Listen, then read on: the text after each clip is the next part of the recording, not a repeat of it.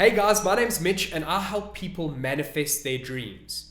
If you've had a spiritual awakening and you're somebody who's like really enjoying the high vibe and really loves being there, or had a spiritual awakening recently, a long time ago, doesn't matter when, but you find it at times difficult to stay in that high intense frequency that you've become used to, that you love, that you want to always get back to, this video is definitely for you.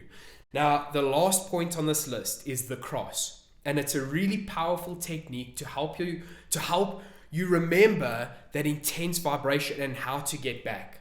And it's really something cool that I want to share with you today. So firstly, meditation. I'm sure a lot of people are like, well, meditation, they speak about meditation and how, it's esoteric. Some people might feel that way, that it's an esoteric thing to do. But what meditation does, and this is the whole point, this is why I'm sharing with you why these things actually work. When we meditate, what we're actually trying to do is create distance. This is how you stay in the energy of the observer, as the observer of your life. Because the thing is, we are not this human flesh. You are not the human flesh watching this video right now. You're just observing that story. But it is such great VR that you're living in that you can't tell that it's not actually your authentic self. So you have to get into that awareness state, and to do that you need distance. I'm going to give you a really good example. If you're sitting speaking to a friend who's going through like emotional stuff, if they're having a hard time with their girlfriend or their boyfriends, and you on the outside have so much clarity, you're like, bro, why would you stand up for this? Or my friend, why would you put up with that kind of stuff? And there's always this clarity that comes along with distance. Now, I'm not saying you're always right or they're always right, but the distance seems to have a much better effect on looking at the story as a whole and coming to a more concise conclusion, which is the whole point of what meditation's doing, but for your own life. So it helps you get into that observer state of your own life. You get to see yourself from that third person perspective with all the knowledge of what's going on, because it's your own life. So meditation is a really great technique for that. I've got a bunch of meditations. I'm going to link one up here on your right that you can go and take a look at, that is really great for like just creating the distance to stay aware, and that will keep you in a high vibration. It's one great way to do it. Next, we're all one. Remembering this point is probably one of the most important things you can do as somebody who has had an awakening and wants to stay in high vibration, because the idea that we are all one, what that does is help you recognize that everything you're seeing, everything that's taking you out of your spiritual awareness is you. You are your obstacle. You are the thing to climb over. And you might think, but I've had an awakening. I've purged off the bad part of me. I've purged the shadow. I've done the shadow work. You might be thinking this, but the whole point is there's more work to be done. If you had just awakened, become enlightened, and that was it, what's the point in still having a life on earth? It's always there. There's always room for improvement. Just like before the awakening, you didn't know there was anything more than your ego life. Now you know there's more. Those levels keep going. So there's always more to learn. There's always some way to solidify a spiritual concept in a deeper, harder way. And that's why remembering we're all one links you into the understanding, like, oh wait, this is all me. The things I'm developing new problems with as an awakened person is a part of me that I'm yet to discover, and that allows you to grow further. So it's such an important point. Just keep that in mind. Every time you're feeling like you're getting out of it, like irritated, frustrated, just go, we're all one. I'm getting frustrated with the part of me. And the cross technique is going to help you so much with like keeping that idea exactly where it should be to stay in a high vibration. Next, we're looking at journaling and reading. Now, it's really important to journal your journey, because the whole point of having the spiritual awakening, right, is it's above a logical explanation. It's kind of like your mind has to be separated into 5 versions of itself just to process this information and to hold it all at once. That awakening is like that high that you get, and you're like, I get things. To maintain it takes so much work. And that's why a great thing to do, and I started this very early on in my journey, and I'm so grateful for it now, because half of the videos you guys are seeing are from my journal back in 2020. That's when I had my awakening. And the journaling aspect helps you rephrase. Now, there's a tip about the journaling I'm going to help you with now that takes it to a whole new level. But reading, just going to finish the point first and then I'll wrap it together. Reading helps you expand your knowledge. Even if it doesn't give you new information, which I know we're all hungry for after the awakening, what it helps you do is gather a new perspective of the information. And what that does is solidify it.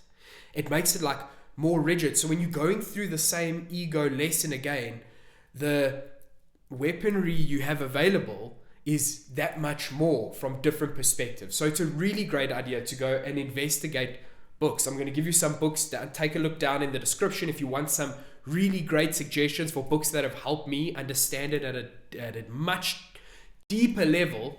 Take a look in the description. I'll actually link the books there. So coming into the whole journaling aspect as well, one as a whole, read your journal. Like make it a habit that as you journal and put a point in, you go and reread what you've done. And here is the magical tip about that just takes it to a whole new level. Do it very slowly. Do each point as if you are remembering, like even beyond that, you're re-experiencing that intense epiphany. When you want to go try to re-understand it, don't glance over it. So like for me, my first journal entry is I am the observer. Now if I'm like, I'm the observer, next point, I don't reconnect with the feeling that keeps me at the high vibration. So that's why when you are journaling and you go and read it over, I am the observer, and you do it slowly. What does that mean? You question your thought.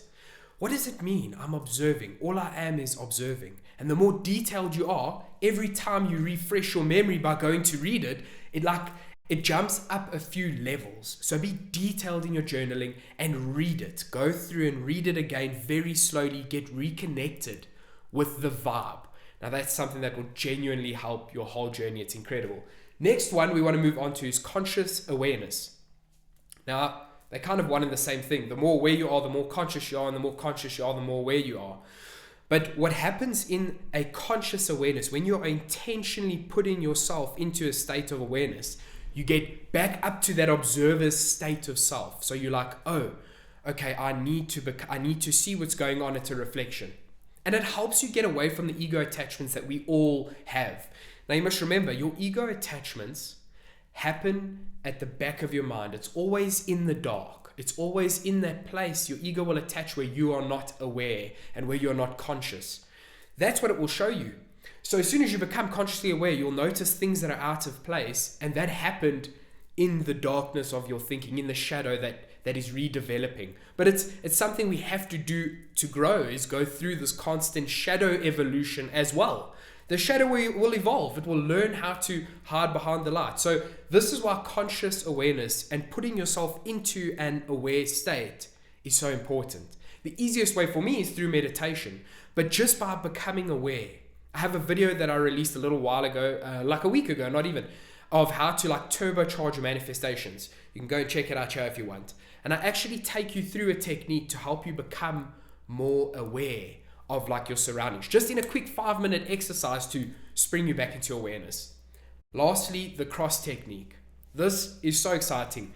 Now, a lot of people who have been raised Christian will have heard about the cross, but the meaning of it, the deep spiritual meaning that helps me keep in a high vibration, is linked through the cross to all of these points, especially we're all one. Now, why does this work? The cross technique, here it is right here. The Christians say it as love God above all and your neighbor as yourself. But if we turn those words into something more today friendly, if that makes sense, we can say love the love within you above all, and then love it in everyone else as well. That's the main principle about it, because God is love. God is the energy of love, the creative love within you. So you find and develop an appreciation for that love that exists in you, and then realize it's in everyone, everywhere, and everything too. That's the main message when it comes to the cross technique. Now, how this works is what starts to happen when you start to love that love within you and see it in everyone else. We're all one, so you're loving a part of yourself. Let's look at the inverse. If you're not good to other people, if you get easily frustrated, if you get triggered by other people, you're getting irritated with yourself. They're all just a reflection of you. So the cross technique helps you to go. So every time you find that like someone's irritating you in traffic, just go love it in me and love it in them. And it's a sense of forgiveness. It's the same way you would not want to be someone to hold a grudge for you doing something unintentionally, or if you've apologized, you don't want people to hold a grudge. In the same breath, you would forgive yourself for making a mistake. Do the same for someone else. Whatever they're doing, just treat them with the love that you want to be treated with. So there's this really awesome point that we've all heard, and it is treat others the way you wish to be treated. Now, that's great and that's fantastic, but there's one step before that you have to consider, and that's the cross, which is treat yourself the way you wish others to treat you, and then treat them the same. It's all saying the same thing. But these are the 5 most important ways that I stay in my high vibration. If you like this video, please leave it a like, subscribe to the channel to see whenever I put new videos out, and I'll see you in the next one.